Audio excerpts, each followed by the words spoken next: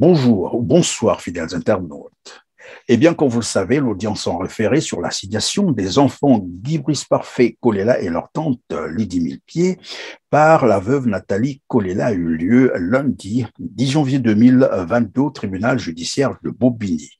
Le verdict tombera le vendredi 14 janvier 2022. Mais comme vous le savez également, juste après cette audience, des heurts ont éclaté entre partisans des deux partis, notamment ceux venus pour soutenir Madame Nathalie Kolela et ceux qui étaient venus pour soutenir les enfants d'Ibris Parfait Kolela. Des affrontements d'une violence inouïe qui laisse pantois. Maître Dominique Nkunku était également au tribunal de Bobigny. Il est notre invité aujourd'hui. Moi, c'est Christian Perrin. Mesdames, Mesdemoiselles et Messieurs, bienvenue sur TLR TV et merci d'être au rendez-vous de ce numéro Droit de savoir. Bonjour, Maître Dominique Nkunku. Bonjour, Monsieur Christian Perrin. Merci d'avoir accepté notre invitation, Maître Dominique Nkunku. Soyez donc bienvenue sur notre plateau. Alors, Maître, des affrontements d'une violence rare qui éclatent dans un tribunal, alors que l'affaire qui oppose les deux parties est entre les mains des juges. J'ai bien envie de savoir si vous avez déjà vécu de telles expériences dans votre carrière. Jamais, jamais, vraiment jamais. Et pourtant, j'ai eu des dossiers très dangereux, hein, entre guillemets, des dossiers où les passions étaient très exacerbées, mais jamais je n'ai eu une situation pareille, jamais. Et c'est l'horreur, c'était l'horreur. C'était vraiment l'horreur. Alors, c'était l'horreur. Quelle interprétation donner à ce genre de comportement? Alors que l'affaire est entre les mains des juges, sinon du parquet, pourquoi est-ce que les gens pouvaient encore en venir aux mains? C'est-à-dire cet affrontement, et on dit bien d'une violence rare. On nous dit d'ailleurs que certains auraient des armes blanches et d'autres des armes à feu. Je pense que de manière générale, il faut que nous arrivions à pacifier la vie politique au Congo.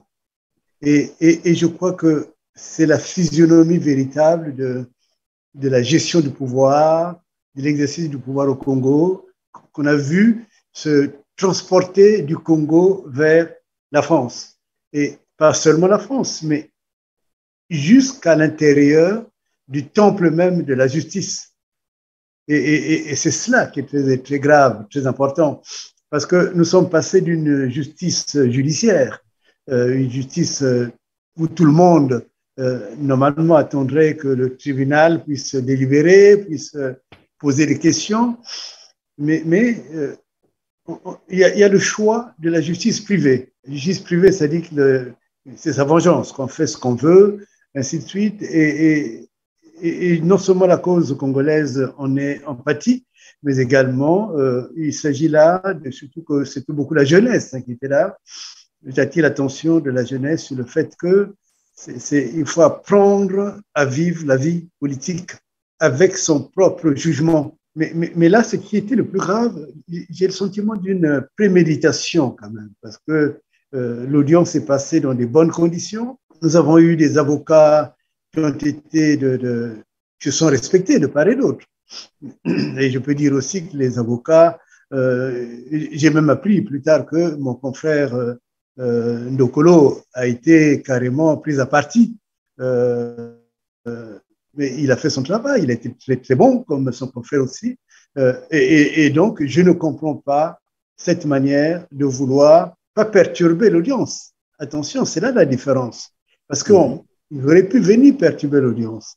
Mais non, c'est après l'audience, on sent qu'il fallait absolument non seulement attaquer les avocats, mais également agresser, le bon terme, je crois que c'est celui-là, agresser ceux qui défendaient Madame Lydie Kolela. Et cela est fort dommageable, puisque pour l'idée, la fierté que l'on peut avoir de soi-même, et puis également le respect de la justice, et aussi ce carcan dans lequel on s'est mis je dirais, en prison. Oui, mais consiste maître, à... qu'est-ce qui peut justifier de tels comportements? Parce que jusque-là, moi, je n'arrive pas à comprendre comment se fait-il que l'audience a eu lieu, tout le monde a assisté, et au sortir de là, que les gens veulent se faire justice eux-mêmes, alors que nul ne doit se faire justice. Moi, je crois que c'est vraiment la notion de la préméditation qu'il faut arriver à creuser, parce que s'ils étaient venus pour perturber l'audience, ça se serait vu et su pendant l'audience. Et or, il y a eu beaucoup de dignité, il y a eu même des personnes qui ont pleuré, ainsi de suite. Donc, on sent une grosse émotion. Mais je crois que de l'autre côté, euh, rien que le fait, je dirais, d'insulter ou de menacer, même verbalement, le confrère de Colo, montre bien qu'il y a un problème. Il y a un problème. Et deuxièmement, cette agression, quand vous parlez justement des armes blanches, quand vous dites que d'autres auraient pu avoir peut-être même des armes à feu, ce qui montre bien qu'on n'improvise pas un couteau, on n'improvise pas même une sagaie, on la prépare en avance, vous voyez. Donc ça signifie que les gens étaient venus, pas pour en découdre, mais j'ai envie de dire pour continuer le crime, pour continuer le crime. En fait, bon, mais disons, maître, est-ce que on peut penser que c'est des gens qui ont voulu se régler les comptes avec les autres? Est-ce que réellement c'est lié à l'audience qui a eu lieu? Je crois que c'était lié à l'audience. C'était tout de même lié à l'audience. Bon, bien entendu, quand j'ai le temps de regarder les réseaux sociaux, j'entends des insultes, j'entends des menaces réciproques, ainsi de suite. Donc, c'était pratiquement comme une sorte d'espace idéal pour pouvoir se régler physiquement les comptes. Mais c'est cette notion quand même de l'agression qui, moi, m'a surprise. Euh, Parce que je crois que même les personnes qui étaient agressées, parce que c'est d'un côté seulement qu'il y a eu des blessures, pas de l'autre. Donc, les personnes qui avaient été agressées, beaucoup ont été très surprises, je crois, dans cet événement-là. Il y a eu beaucoup de surprises et qui montrent bien que euh, les uns étaient préparés à cela et d'autres n'étaient pas préparés. Et autre chose également qui me paraît important à vous dire, M. Perrin, c'est que si ce n'était pas lié à l'audience, je pense que les gens auraient attendu au moins en dehors du tribunal.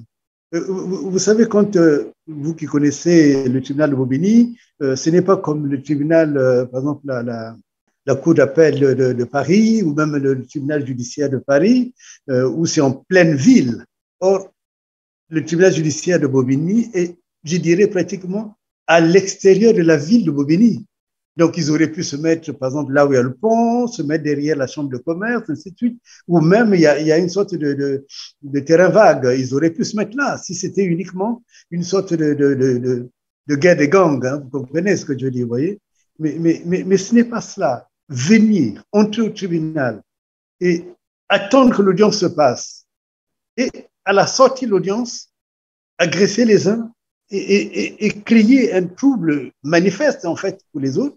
Et je crois que là, il y a un lien vraiment à trouver et même à blâmer, à définir par rapport à l'audience elle-même, par rapport à l'affaire, vous voyez, par rapport à l'affaire. Ce n'est pas extérieur, ce n'est pas des gens, bon, c'est tellement peut-être que d'autres ont pris les substances, mais on sent bien qu'il y avait une volonté de résoudre un problème, mais un problème judiciaire. C'est-à-dire faire que la vérité, parce qu'au fond, c'est ça le camp. Il y a un camp qui veut absolument que la vérité soit dite, qu'elle soit déclarée, et d'autres, un camp peut-être qui ne voudrait pas que cette vérité soit connue. Et donc, on peut penser que le camp dont vous faites état a agi pour dissuader les autres qu'ils abandonnent, c'est cela. Je pense que c'est un peu comme un rapport de violence, un rapport aussi avec l'esprit d'impunité qu'on a.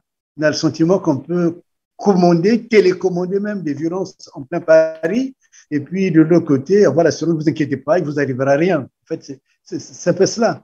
Donc, les personnes n'étaient pas venues pour pouvoir, je dirais, pour dire leur colère, mais pour empêcher que ces audiences continuent avoir lieu pour empêcher, parce que pour moi, ça, ce n'était qu'une procédure de référé. C'est une procédure sur un élément déterminé. Mais dans la mesure où actuellement il y a un juge d'instruction qui est désigné, nous sommes en train d'entrer dans l'affaire Paco. C'est maintenant qu'elle va exister, cette affaire. Jusqu'à présent, on a poussé au maximum cette affaire pour qu'elle ne soit pas oubliée. Je me rappelle quand on m'avait informé notamment que Paco vient de mourir, tout de suite, on disait que c'était le Covid. Et moi, j'avais dit que ce n'était pas du tout le Covid, c'était un empoisonnement. Et je suis heureux que cette thèse soit étayée maintenant par des éléments scientifiques.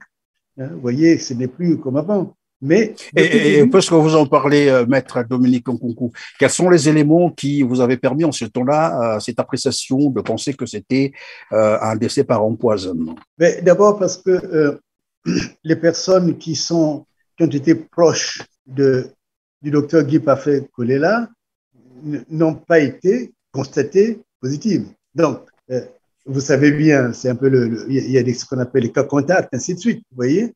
Mais pourquoi ces personnes n'ont jamais été déclarées positives au Covid-19? Ils peuvent avoir des anticorps beaucoup plus solides, c'est possible, non?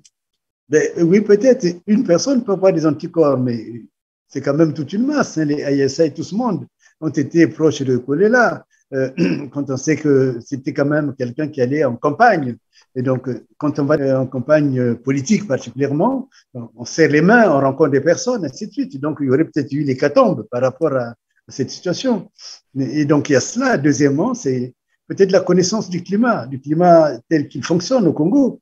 L'empoisonnement, c'est un peu comme à l'époque de la Roumanie. L'empoisonnement est devenu une arme courante. Et je dirais pratiquement l'empoisonnement fait partie du quotidien que doit affronter un homme politique ou une femme politique. Vous voyez, et puis, troisième point, c'est que j'avais des éléments, parce que je suis un peu, en tant que politique, je suis obligé de m'imprégner réellement de cette réalité, des éléments qui me permettaient de dire que ce n'était pas vrai, que ce n'était pas le Covid, mais c'était vraiment de l'empoisonnement. Et d'ailleurs, par la suite, j'ai pu démontrer, surtout quand il y a eu, on a dit que Kolela est venu mourir au Bourget et qu'on a diffusé des informations à travers les médias. J'ai dit que c'était faux parce que du point de vue de la technique du droit, ça ne tenait pas droit, ça ne tenait pas bon. Ça ne tenait pas droit, c'est-à-dire qu'est-ce qui n'a pas cloché là?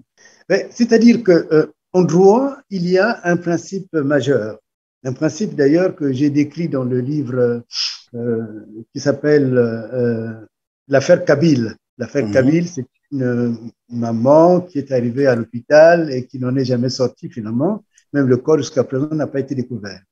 Et dans cette affaire, il y avait eu des déclarations qui avaient été faites, déclarations de décès, qui avaient été faites par un officier de police judiciaire. Et je me rappelle M. Brenguier, qui maintenant, paix à son âme, est décédé, qui était l'expert français, le grand expert français quand il y a eu des attentats. Et c'était consulté, que l'État consultait. Donc,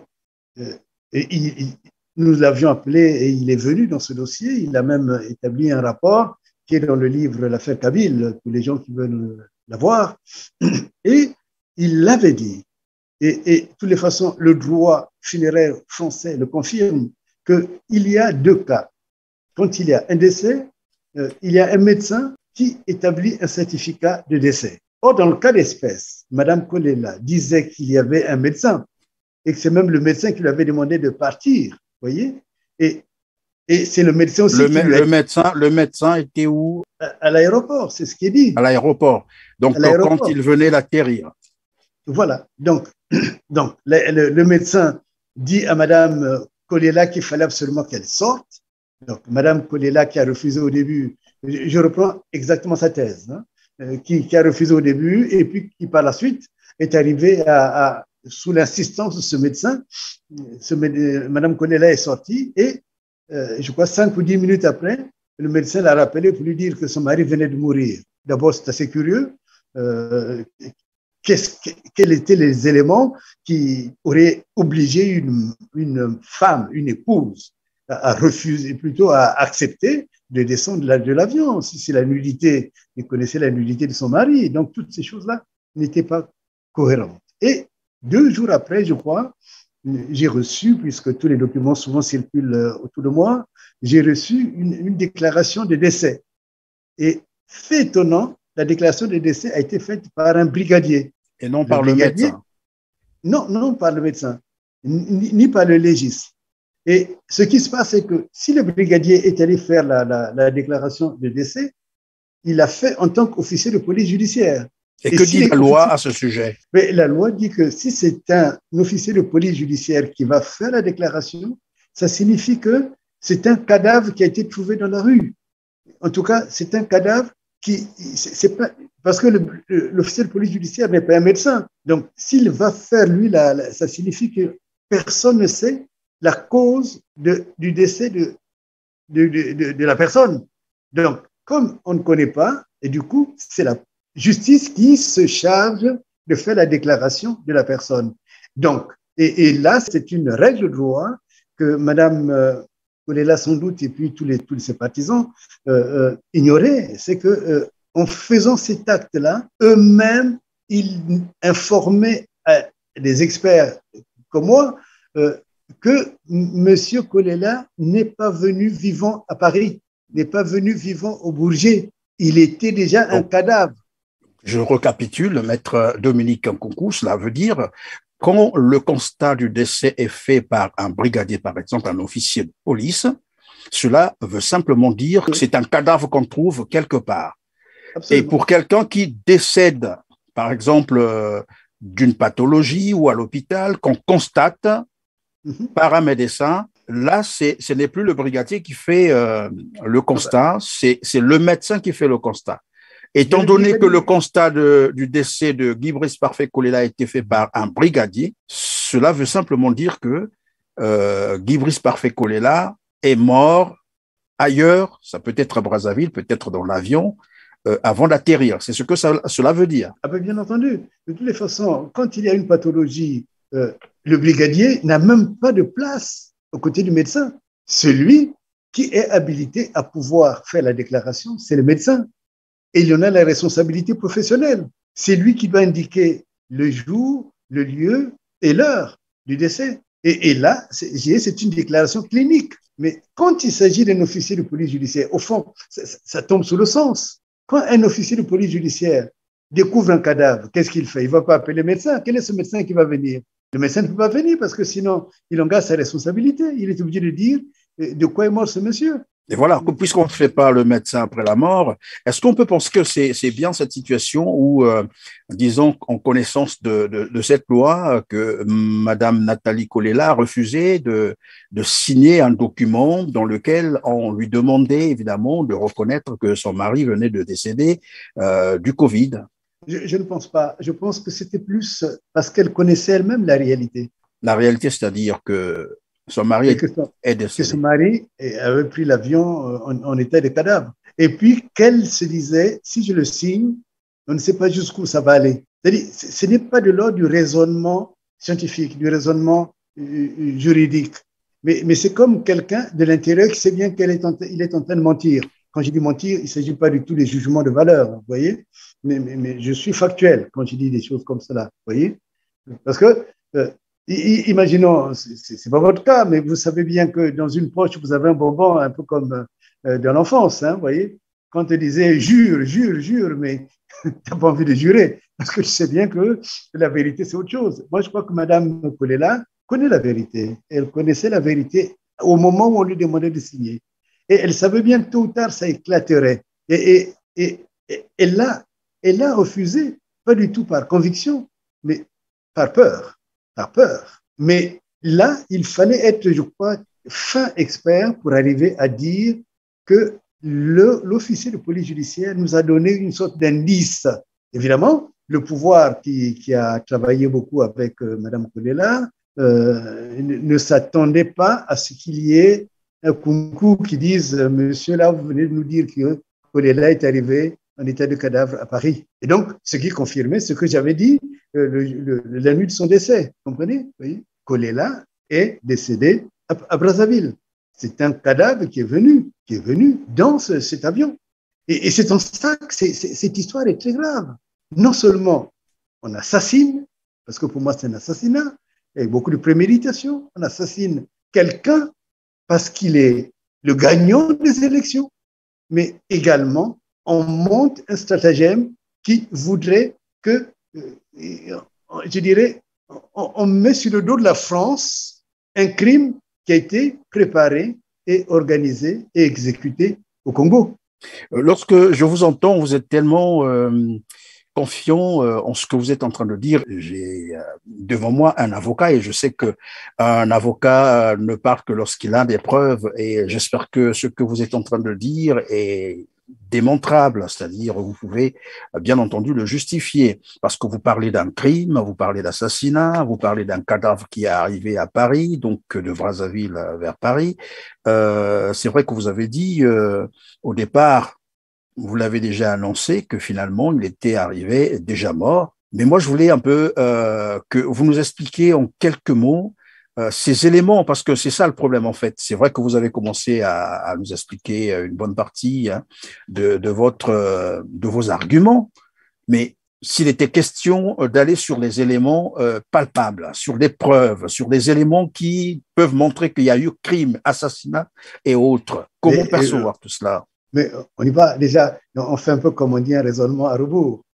Je vous dis que le fait que la déclaration soit faite par un officier de police judiciaire est anormal dans les procédures funéraires. C'est anormal. Donc, c'est déjà la preuve que Kolela est arrivé en état de cadavre. S'il y a des grands juristes, ils peuvent aller chercher dans les droits funéraires, malheureusement qui est très, très peu étudié un peu partout, mais dans le droit funéraire, il est bien établi que lorsque c'est un officier de police judiciaire qui va faire la déclaration, cela signifie simplement qu'il a rencontré un cadavre. On a dû l'appeler pour qu'il vienne constater qu'il y a un cadavre dans cet avion. Donc, ça, c'est une chose. Si les gens veulent m'attaquer sur ce point-là, ils n'ont qu'à m'attaquer. Maintenant, l'autre chose, la préméditation. Vous connaissez la déclaration de M. Ayessa. M. Firmin Ayessa, oui. C'est pas vous qui êtes un fin journaliste, qui êtes fait l'investigation, qui, je dirais que c'est quand même des informations réelles. Ce n'est pas moi qui ai obligé Ayessa à parler. Ayessa, c'est un peu le héros de Sassou, héros avec A-U-T, hein, vous voyez, c'est pas héros H-E-R-O-S. Pourquoi on est arrivé à faire une déclaration pareille? Lorsqu'un enfant, je crois que c'est cela en substance, hein, quand un enfant n'écoute plus, ainsi de suite, mais de toute façon, ça soit appelé Kolela son fils. Et puis, Kolela lui-même l'appelait papa. Je crois que c'est comme cela que ça se passait entre les deux. Mais lorsqu'un enfant se révèle, quand il devient un véritable homme politique, et évidemment, le lien factice entre père et fils, papa et fils, ça ne fonctionne plus. Et quand Ayessa dit cela, Ayessa ne nous a jamais dit quelle était la punition qui était réservée à l'enfant. Mais sauf que le cours des événements nous a montré que la punition était le décès de Kolela. Donc, si quelqu'un doit répondre, quand même Ayessa de répondre, que rassembler les faits. Troisième fait, pourquoi est-ce que Mme Kolela s'est sentie obligée de mentir? Je dis mentir en relation avec l'acte de décès. Vous comprenez ce que je veux dire? Oui. Elle a quand même déclaré à des députés, ce que je dis là a été relaté dans un courrier des députés. Elle a induit la France en erreur.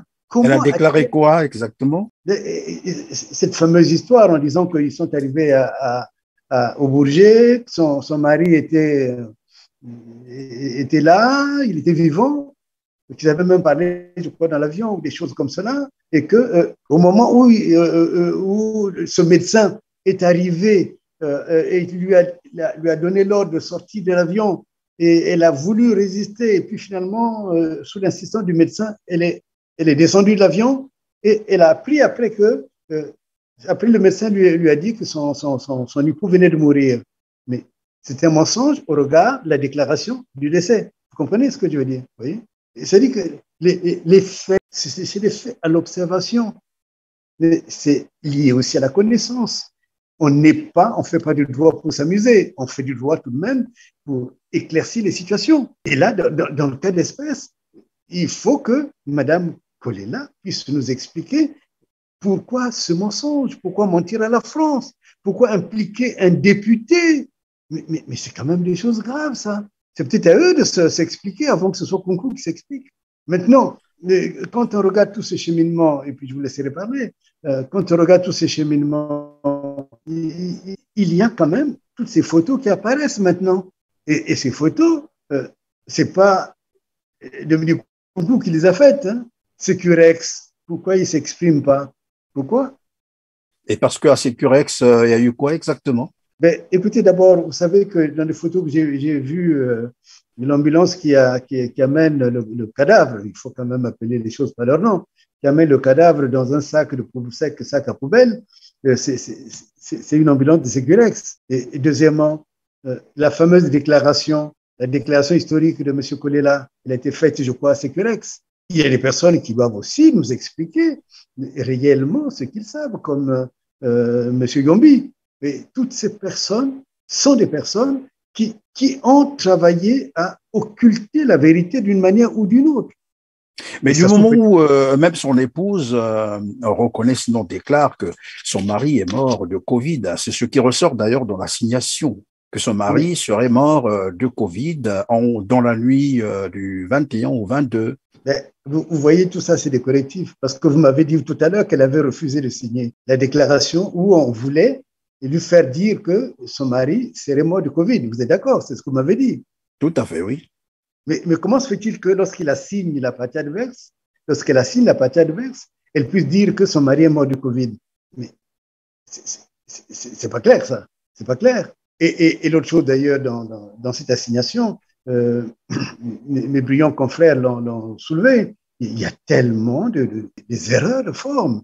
Des erreurs de forme, mais aussi, par exemple, je crois qu'on a déclaré que c'était Christelle Sassou Nguesso, hein, c'est ça, hein, Oui, dans l'assignation, il est écrit que Guy Brice Parfait Kolela était le principal opposant au président sortant du Congo, Denis Christelle Sassou Nguesso, au lieu de Denis Sassou Nguesso. Peut-être c'est des actes manqués. On peut parler d'un glissement, non? Des petites erreurs, certainement, à la frappe, non? Oh, non. À ce niveau-là, je crois qu'il y a des erreurs qu'on ne fait pas. Il y a des erreurs qu'on ne fait pas. Est-ce que, là, j'ai mis une opinion. Qu'est-ce que le nom de Christelle Nguesso vient faire dans cette assignation? Est-ce qu'il faudrait l'appeler à la cause? Est-ce qu'il serait commanditaire de tout cela? J'en sais rien. Là j'en suis à un élément de questionnement. C'est un questionnement. Parce que on ne glisse pas les noms n'importe comment. Un président de la République, même si je l'ai toujours contesté, Sassou, internationalement, on sait bien que celui qui s'est présenté aux élections, c'est Sassou Nguesso. Où est Christelle? Où est Christelle dans le cas? Il était où? Dans un sac, dans le sac à main de Mme Kolela? Non? Vous l'avez vu quelque part? Dans l'histoire, il n'est pas dans l'histoire. Et tout d'un coup, dans une assignation, c'est-à-dire un document judiciaire grave, qui appelle même le tribunal à se prononcer. On vient de trouver son nom. Pourquoi? Non? Ça ne vous pose pas de questions, vous-même? Bien sûr, les questions sont là, mais bon, moi, mon rôle, c'est de poser les questions et à vous de répondre. Alors, Maître, on va essayer de regarder un peu quel impact peut avoir. Revenons sur les heures qui ont eu lieu au tribunal judiciaire de Bobigny. Quel impact peuvent avoir, évidemment, ces comportements dans la suite, bien entendu, de ce procès, sinon de cette audience? Bon, par rapport à l'audience, c'est vrai que ça s'est passé en dehors de l'audience. J'ai vu la juge passer, donc elle a vu elle-même, la présidente, elle a vu elle-même ce climat. Donc, ça peut-être l'interroger. Mais par rapport à l'audience, je crois que l'audience était clôturée, comme j'avais dit. On n'a pas constaté de violence à l'intérieur de l'audience. Mais le problème, c'est que les policiers qui ont été présents, qui ont vu la gravité de la chose, ont même conseillé, je crois, M. Monama, Faye Monama, et puis à M. Elie Moussompa d'aller porter plainte. Donc, ils sont allés porter plainte. Et je ne crois pas que cette plainte restera, je dirais, sans effet. Donc, vous voyez, ça complique un peu cette affaire. Vous voyez. Donc, ça aura des conséquences à ce niveau-là. Mais de l'autre côté, c'est aussi le climat général de cela. Parce que là, comme j'ai dit au début, on n'en est qu'au début des procédures judiciaires, en fait. L'affaire Kolela va commencer maintenant, puisqu'il y aura un juge d'instruction qui a été déjà nommé, qui a été désigné déjà. Comment va travailler ce juge d'instruction? Sur quelle base? Mais ce climat-là, il le saura. Il le saura. Et si la plainte prospère, les plaintes qui ont été déposées, les auditions qui ont été faites par M. Faye Monama et puis M. Comment s'appelle? Par M. Moussompa, si ces plaintes prospèrent, ces guerriers ces guerriers de la mort, ils vont être appelés à la barre. Ils peuvent être appelés même par le juge. Donc, vous voyez, les conséquences sont énormes. Mais quant à l'audience de la dernière fois, ça ne peut être qu'au niveau du ressenti d'un juge. Parce que vous savez que, normalement, en France, la conviction du juge, elle est importante. On parle beaucoup du fort et du jugement. L'opinion, en fait, ce qu'il a au fond de sa conviction profonde, permet également de donner un sens à son jugement. Mais à ce niveau, je pense qu'il faut laisser la justice opérer. Et j'ai du respect pour la justice et je pense que ça devrait, c'est la conviction, son intime conviction que le juge va nous donner à travers la décision qu'il va prendre. Et puis les faits, et puis les plaidoiries et tous ces éléments-là. Mais maître Dominique Kunku, est-ce qu'on peut penser également que, de-delà de tout, est-ce qu'on peut penser, on ne peut pas penser que madame Nathalie Kolela aussi quelque part veut un peu peut-être retrouver sa vie normale et qu'il faut très vite aller vers l'enterrement de la dépouille de Guy Brice Parfait Kolela et que cela pouvait motiver bien entendu cette assignation. Je pense que humainement, ça ne doit pas être facile à vivre pour madame Kolela, humainement. D'abord, je ne connais pas leur vie intime et puis je n'ai pas envie de m'immiscer dans cette partie de la vie qui est sa propre vie. Je pense que en tant que personne humaine, elle souffre beaucoup. Elle souffre. Je pense également que les enfants en eux-mêmes vivent une grosse souffrance. Mais est-ce de cette manière-là qu'il faut ou qu'il fallait traiter cette affaire? Je ne pense pas. Je ne pense pas parce qu'il s'agit là d'une situation qui est devenue complexe. Et du coup, on frise le pénal dans cette histoire-là. Et en voulant urgemment mettre sous terre Kolela, il y a des actes que le juge d'instruction peut avoir besoin. C'est quoi, par exemple? Quel type d'acte? Quoi exactement? Je crois qu'on voulait comparer les enfants. Les enfants voulaient comparer les ADN. Leur ADN par rapport au père. Et puis, je pense que quand on a un gros dossier comme ça, c'est quand même un gros dossier. On ne se fie pas seulement aux allégations, aux apparences. On a envie de connaître le fond et la réalité des choses, en fait. Oui. Donc, je ne peux pas dire de quoi le juge aurait besoin. Mais en tout cas, il a besoin du corps. Et il faut savoir que l'exhumation, quand on fait l'exhumation, on a vu ça dans le cas de l'affaire Kabil, l'exhumation elle-même demande un autre travail. Vous voyez, l'exhumation n'est pas un travail, je dirais, c'est des procédures à part. Donc, le fait d'enterrer et d'exhumer, c'est des procédures différentes. Il faut que le procureur soit saisi, il faut en faire beaucoup de choses, vous voyez, qui sont compliquées. Donc, là, une fois plus de la précipitation et non le désir d'une femme de dire, ben, moi, j'ai envie de faire le deuil, ce qui est légitime. Mais est-ce que c'est comme ça qu'il fallait faire ce deuil-là? Peut-être pas. Et à l'allure où vont les choses et là où nous sommes arrivés, quelle alternative pour la veuve Nathalie Kolela? C'est l'appel à la vérité. Parce que je suis persuadé que les éléments montrent qu'il y a des choses qu'elle se laisse tromper, un peu comme beaucoup de gens. Là, j'émets une opinion d'homme politique.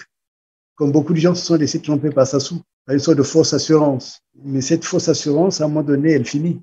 Et quand elle finit, elle fait mal. Et moi, je ne voudrais pas qu'une jeune dame comme elle finisse très mal. Vous voyez, parce que simplement, il a cru à un tyran qui règle ses comptes, qui tue tout sur son passage. Mais c'est une jeune qui a l'avenir. Et il n'y a que la vérité, au moins devant le juge, des aveux qui peuvent l'aider à sortir de cette situation. Elle n'est pas rocambolesque, elle est criminelle, c'est une situation criminelle. Enfin, Alors, voilà. Maître Dominique Kunku, dans le cas d'espèce, avec tout ce qui a eu lieu le 10 janvier 2022 au tribunal judiciaire de Bobigny, est-ce que cela ne va pas affecter le moral, par exemple, des avocats? Et si c'est le cas, que doivent-ils faire pour continuer cette bataille? Non, je pense que c'est des confrères qui sont très aguerris, hein, surtout de la cause congolaise. Je ne pense pas que leur courage serait affecté.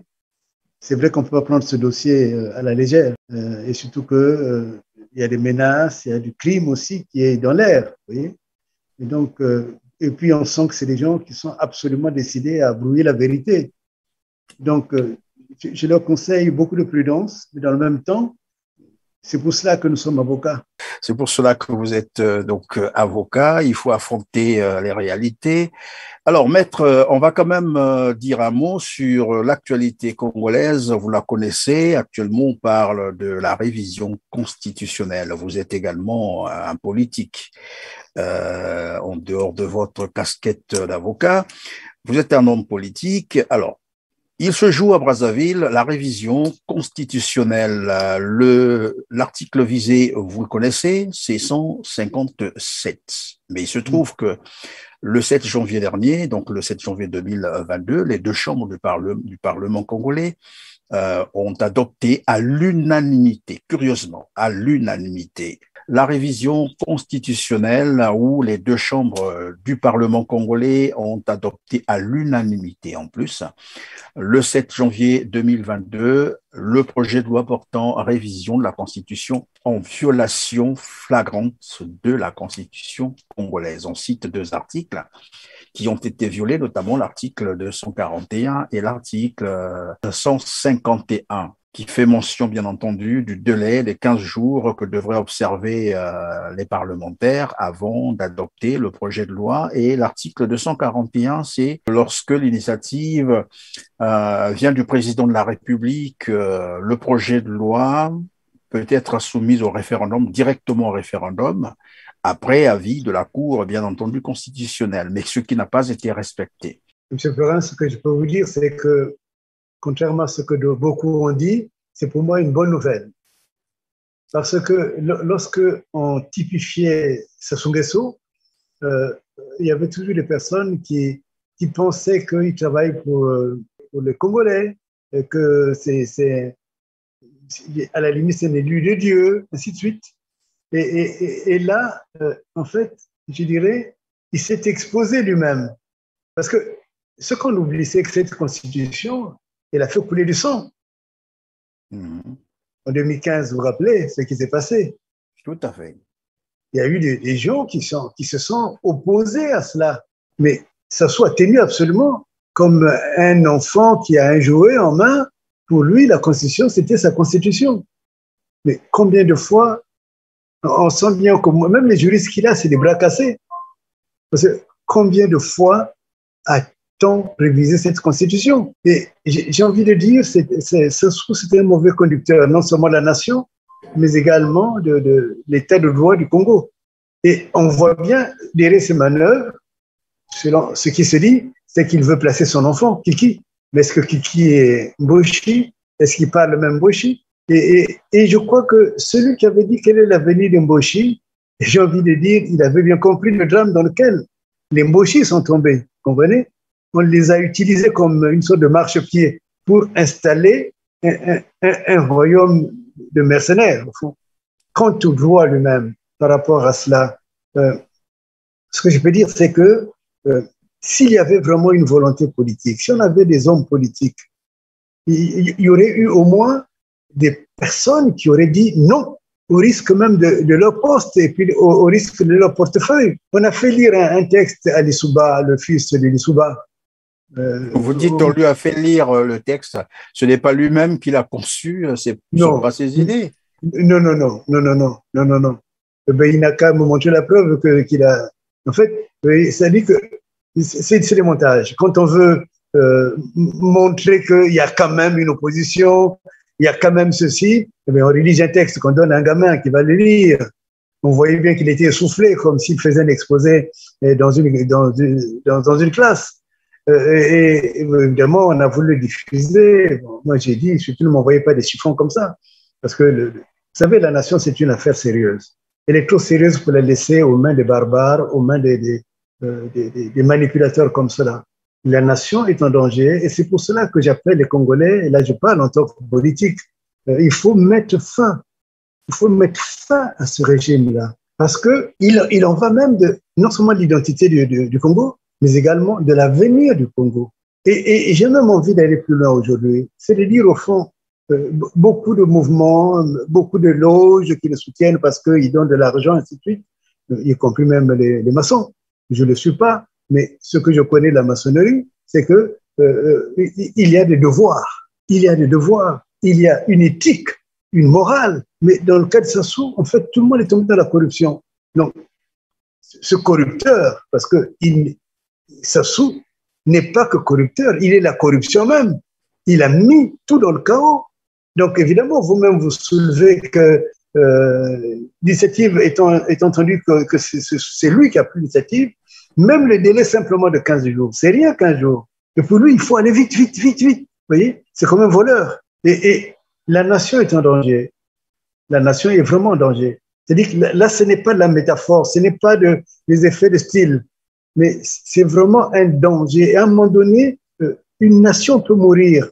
Une nation peut mourir. Déjà, le fait qu'il y a beaucoup de Rwandais qui sont maintenant, on a acheté des terrains qu'on a donnés aux Rwandais. Et il y a beaucoup d'autres personnes. Moi, je ne suis pas contre le fait que d'autres nationalités viennent au Congo, mais qui viennent dans le contexte normal de la migration des peuples. Comprenez? Mais quand on les implante, à la limite pour qu'ils prennent la place des Congolais qui devaient être là, là, je dirais, réveillons-nous. Mais c'est pas seulement se réveiller, c'est pas seulement parler. Il faut que nous puissions rassembler les forces pour, excusez-moi l'expression, peut-être qu'elle paraîtra brutale, mais bouter dehors, ça s'ouvre. Et tout son système. Ça fait 40 ans qu'il jongle. Je crois que c'est la première fois qu'il a eu en face des gens qui lui ont dit stop. Parce que votre pays, votre Congo, il n'est protégé par personne. Vous avez insisté vous-même sur le fait que c'est l'unanimité. Et le Parlement et le Sénat, personne n'est opposé à ce texte. Personne n'a le courage de dire que ce qui se joue est dangereux. Ils même pas un amendement. Mais même pas une mise en cause d'un article. Et ça vous paraît normal, ça?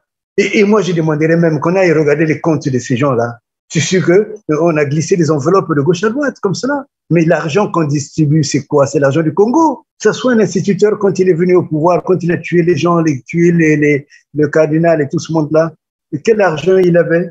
Et regardez, vous connaissez Brazzaville, je pense. Pointe-Noire, vous connaissez aussi? Très bien, oui. Est-ce que vous connaissez, vous voyez, vous savez, est-ce qu'il y a des familles qui simplement mangent à leur faim? Non. Est-ce qu'il y a des enfants qui savent qu'ils auront un avenir, que l'avenir même existe? Non. Combien de personnes, surtout des mamans qui m'écrivent, mon enfant est malade, moi, si tu, j'ai dit, mais où est le père? Le père même a disparu. Vous voyez? Donc, on est dans des situations de catastrophe sociale, d'implosion sociale. La pauvreté est devenue endémique. Donc, on ne peut pas. C'est quoi gouverner? C'est quand même apporter la prospérité à une nation. Mais ces Congolais-là, ces Congolais qui sont des grands généraux, des grands militaires, ces gens qui prennent l'argent, même qui en ont volé au Congo, à quoi ça sert tout cela? C'est le moment plus que jamais. Moi, j'en appelle un sursaut national. Et le plus tôt sera le mieux, je vous garantis. Vous savez, un jour vous direz, Maître Kunku l'avait dit, mais c'est pas ce que je veux. Je veux rassembler les gens pour que nous trouvons les stratégies pour mettre fin Et là, je m'adresse même aux puissances internationales, y compris à la France. Et le problème, le Congo, c'est pas Sassou.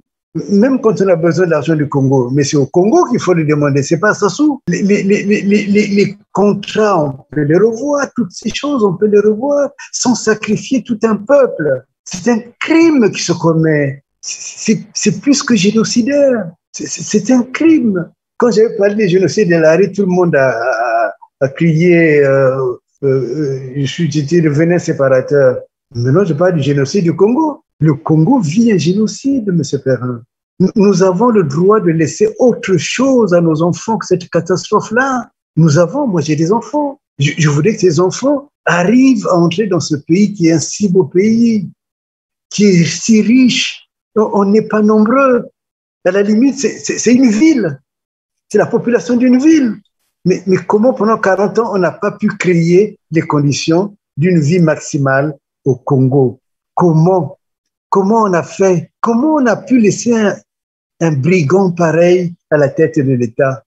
Comment on a pu laisser... Vous connaissez l'histoire, par exemple, du cardinal. Je crois que c'est pas seulement en politique, plus en tant que chrétien, je dis bien en tant que chrétien, plus je regarde l'effondrement de la population, l'effondrement de la richesse de la nation congolaise, plus je me dis que, au fond, celui qui est à la tête, il est possédé. Alors, vous dites qu'il est possédé, c'est bien vous qui le dites, maître Dominique Nkunku. Alors, moi, je voulais un peu savoir avec vous quelles conséquences politiques de ce qui est en train de se faire à Brazzaville, notamment la révision de la constitution congolaise. C'est vrai que vous avez rappelé, et tout le monde le sait, ce qui s'est passé d'ailleurs en 2015, en octobre 2015.